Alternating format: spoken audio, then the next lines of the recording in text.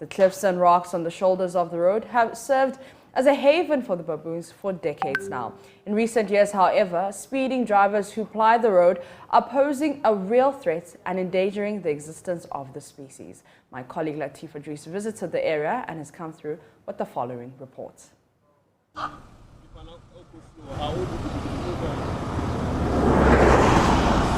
Globally, baboons may not be extinct, but due to their troublesome nature, younger baboons are usually threatened by leopards. Conservationists also identify overgrazing, agricultural expansion, irrigation projects, and overall human settlement growth as threats to the existence of baboons.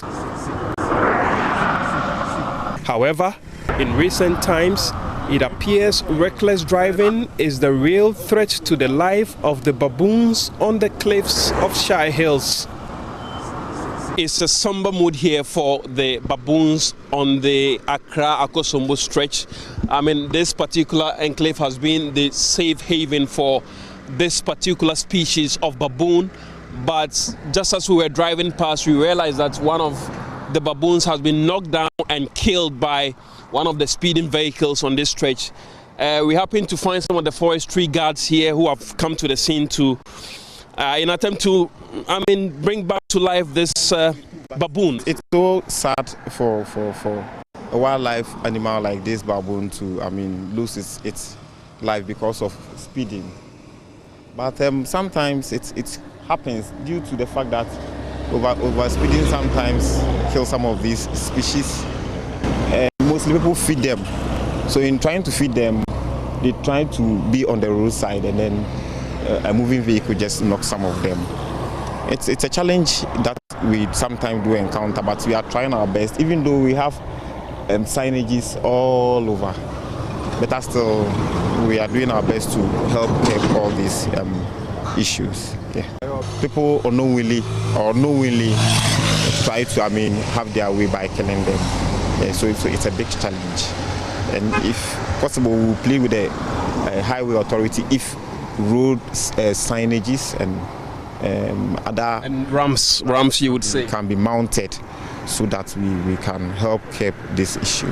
Forest guards are urging kind-hearted motorists who wish to feed the baboons to be wary of speeding vehicles in order to prevent further killings of the species. It gets fractured.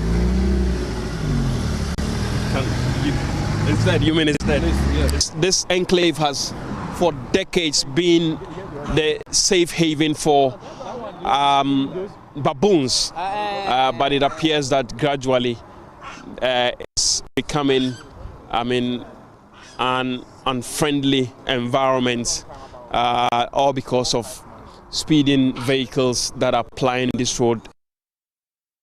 That is Latif Idris's report. So what is so special about these animals requiring protection from you and I? Well, Awula Serwah is an environmentalist, a founder and coordinator of Eco-Conscious Citizens, joining us via the phone. Good morning, madam, and thank you so much for your time. Good morning, and thank you for inviting me. Now, how worrying is the killing of baboons to you?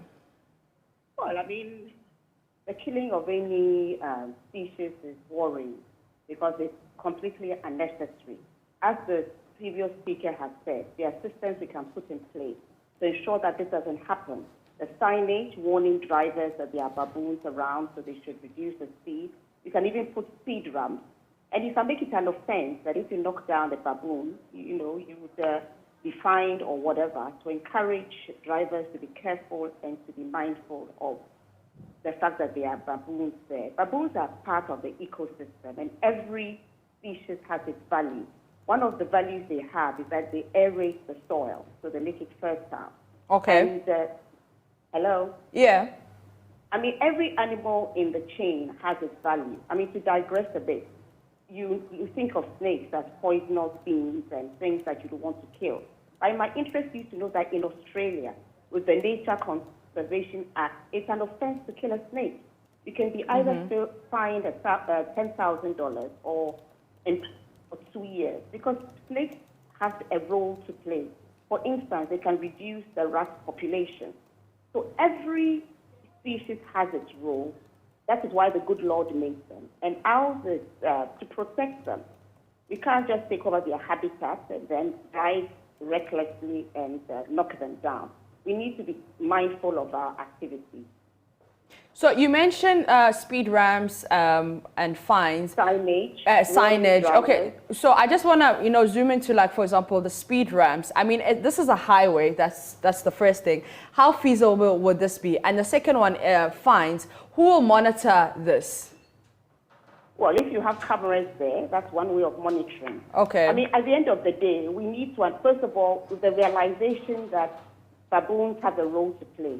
And at the end of the day, they also have a habitat. Yeah. And in certain cases, we take over the habitats of different species with either buildings or agriculture or what have you. They have a right to exist. Another example I can give you, I have a contact in the UK who, in his garden, there was a fox. And at first, he was a bit irritated because the fox can cause damage. Well, Yeah. when I say damage, they can turn over things. Then he realized that the area used to be for the foxes. It's their habitat. The humans have taken over. So you need to understand that in life there's a balance between us and the animal species. But having said that, once we recognize that they also have a right to be on Earth, they also have a role to play, then it's for us to look at how best can we conserve the species. There's also tourism. I mean, they can play an important role in tourism. People might want to come and see them and so on and so forth. So that can be one area of earning an income through tourism. But to come back to your question, which is a very important one, it's for us to go back to the drawing room and say that how feasible is it to have speed ramps? If we understand that they need to have a habitat and they could come out, either you are going to do some fencing.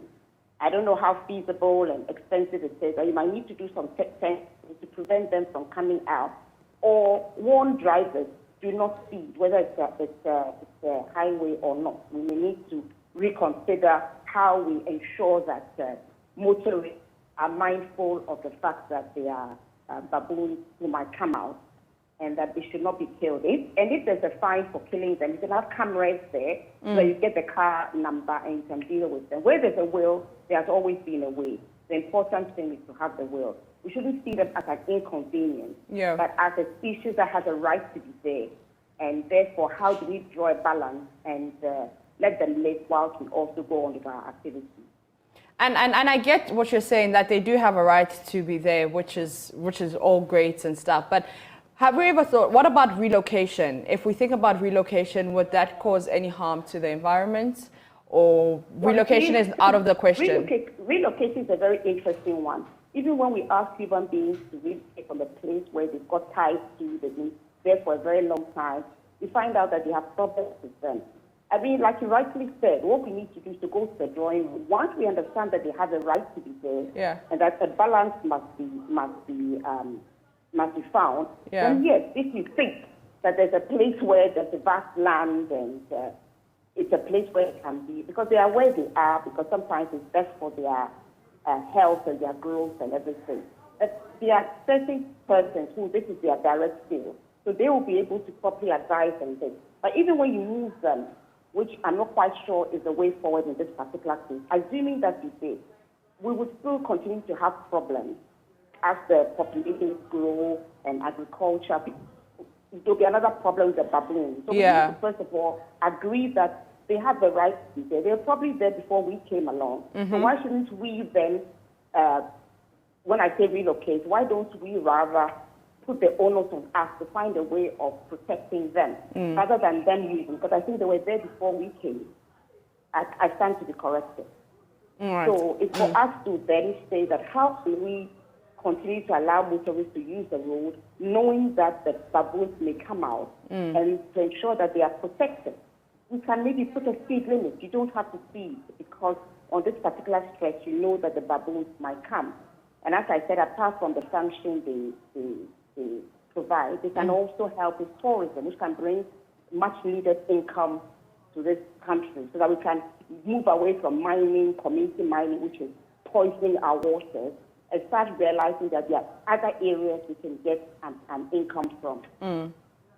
All right, thank you very much. That is founder and coordinator of Eco-Conscious Citizens and an environmentalist, Awula Serwah.